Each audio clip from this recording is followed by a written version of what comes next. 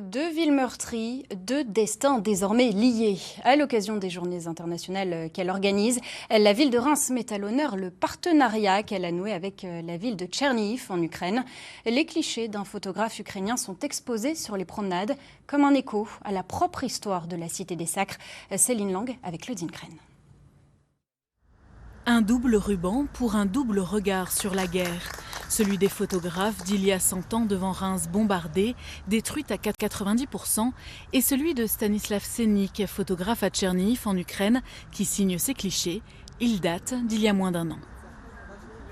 Ce qui est frappant dans l'exposition, c'est le fait que 100 ans d'intervalle, on retrouve un peu les mêmes images, les mêmes édifices qui peuvent être des fois détruits. Il y avait des magasins, on a vu des entreprises, des écoles, et que malgré tout, les gens sont toujours là pour continuer à vivre et font acte de résilience.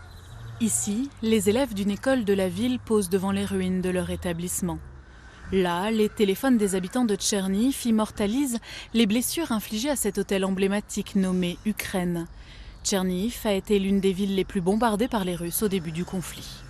Ces photos sont un réel exemple des destructions que nous avons subies dans notre ville et partout en Ukraine. C'est un réel exemple des crimes que l'Ukraine subit en ce moment.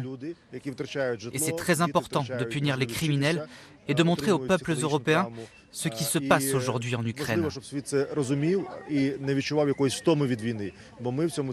C'est très important. À Reims, ce sera donc au détour d'une simple balade sur les promenades Jean-Louis Schnetter que les habitants pourront se plonger dans le conflit.